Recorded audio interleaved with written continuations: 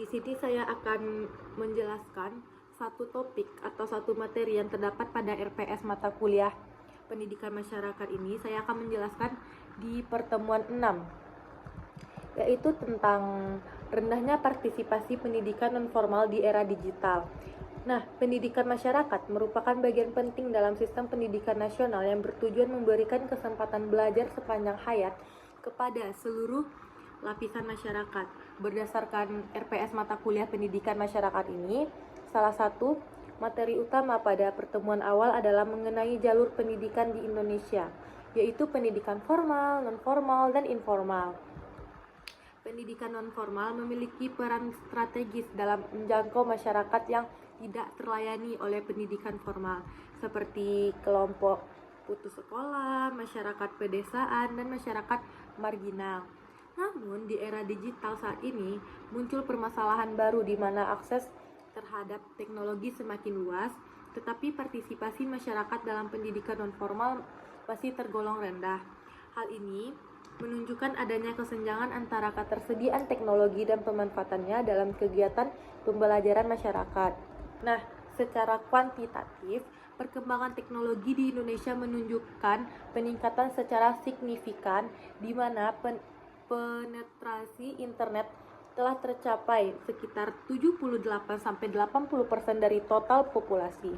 Meskipun demikian, tingkat partisipasi masyarakat dalam pendidikan nonformal masih relatif rendah, yaitu diperkirakan kurang dari 10-15% di beberapa wilayah. Selain itu, angka putus sekolah masih ditemukan, terutama pada jenjang pendidikan menengah. Kondisi ini juga terperkuat dengan adanya kesenjangan keterampilan atau bisa disebut dengan skill gap pada masyarakat usia produktif yang belum memiliki kemampuan kerja yang memadai. Data tersebut menunjukkan bahwa meskipun akses terhadap teknologi sudah tinggi, pemanfaatannya untuk kegiatan pembelajaran masih belum optimal. Penyebab permasalahannya itu ada yang pertama itu di poin pertama, ada rendahnya kesadaran pendidikan nonformal. Salah satu penyebab utama rendahnya partisipasi pendidikan nonformal adalah kurangnya kesadaran masyarakat terhadap pentingnya pendidikan di luar jalur formal.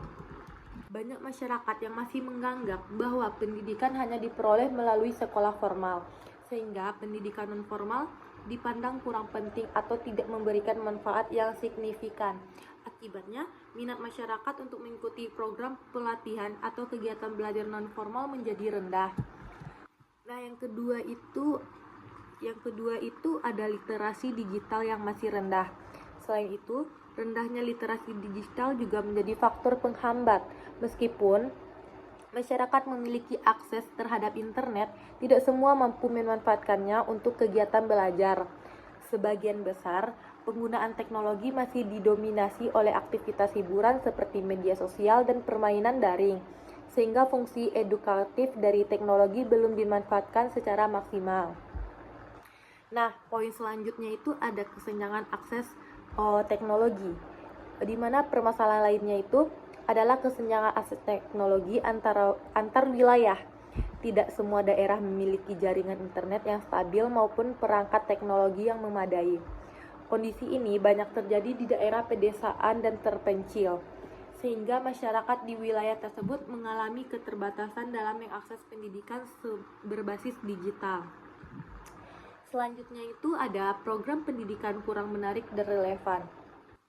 Program pendidikan non-formal yang tersedia juga seringkali kurang menarik dan tidak sesuai dengan kebutuhan masyarakat.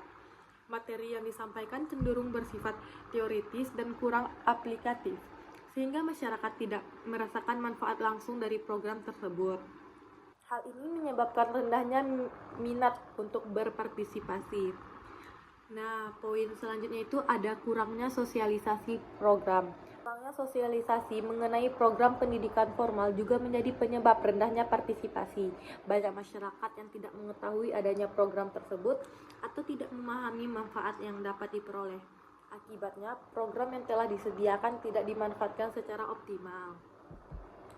Nah, selanjutnya itu dampak terhadap proses dan hasil pembelajaran juga terbagi beberapa poin.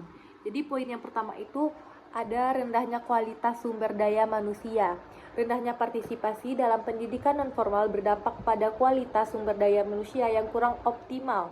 Masyarakat menjadi minim keterampilan praktis yang dibutuhkan dalam dunia kerja sehingga sulit bersaing dengan era globalisasi. Poin yang kedua itu ada kesenjangan pendidikan. Selain itu, kondisi ini juga menyebabkan kesenjangan pendidikan antara masyarakat yang memiliki akses terhadap pembelajaran dengan yang tidak. Perbedaan ini memperlebar ketimpangan sosial dan ekonomi di masyarakat. Selanjutnya itu ada tidak optimalnya program pendidikan. Program pendidikan non-formal yang telah terancang menjadi tidak berjalan secara maksimal karena rendahnya partisipasi masyarakat. Hal ini menyebabkan tujuan program tidak tercapai secara efektif.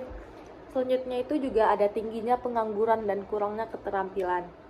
Kurangnya keterampilan yang dimiliki masyarakat juga berdampak pada tingginya angka pengangguran. Banyak individu yang tidak memiliki kompetensi yang sesuai dengan kebutuhan dunia kerja sehingga sulit memperoleh pekerjaan. Nah, yang poin yang terakhir ini yaitu pemanfaatan teknologi dan tidak produktif. Teknologi yang seharusnya dapat dimanfaatkan sebagai sarana pembelajaran justru lebih banyak digunakan untuk hiburan. Hal ini menyebabkan potensi teknologi dalam meningkatkan kualitas pendidikan masyarakat menjadi tidak optimal. Jadi solusinya apa sih teman-teman?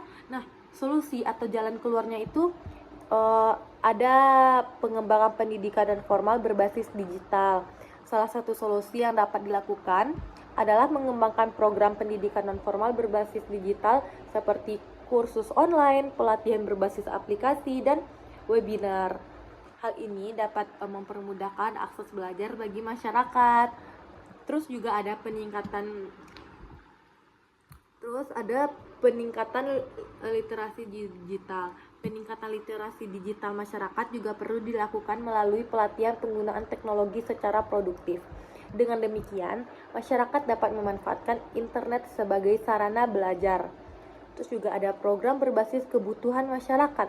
Program berbasis harus disesuaikan dengan kebutuhan masyarakat, seperti pelatihan keterampilan kerja, kewirausahaan, dan pengembangan UMKM.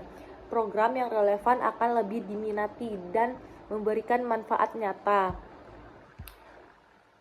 Nah, terus ada juga peningkatan sosialisasi program, di mana sosialisasi program pendidikan non-formal harus ditingkatkan melalui berbagai media, baik secara langsung maupun melalui media sosial agar masyarakat lebih mengetahui dan tertarik untuk berpartisipasi. Nah, jadi kesimpulannya, rendahnya partisipasi pendidikan non-formal di era digital merupakan permasalahan yang penting dalam pendidikan masyarakat. Meskipun akses terhadap teknologi semakin luas, pemanfaatannya untuk kegiatan pembelajaran masih belum optimal. Permasalahan ini disebabkan oleh berbagai faktor, seperti rendahnya kesadaran masyarakat, literasi digital yang masih terbatas, kesenjangan akses, serta program yang kurang relevan. Dampaknya sangat luas, mulai dari rendahnya kualitas sumber daya manusia hingga meningkatnya kesenjangan sosial. Oleh karena itu, diperlukan upaya yang komprehensif melalui pengembangan program digital, peningkatkan literasi, serta inovasi pembelajaran agar pendidikan non-formal dapat berperan optimal dalam meningkatkan kualitas masyarakat. Baik, sekian penjelasan materi dari saya. Jika ada salah dan kurang, saya mohon maaf. Wabillahi taufik walhidayah. Wassalamualaikum warahmatullahi wabarakatuh.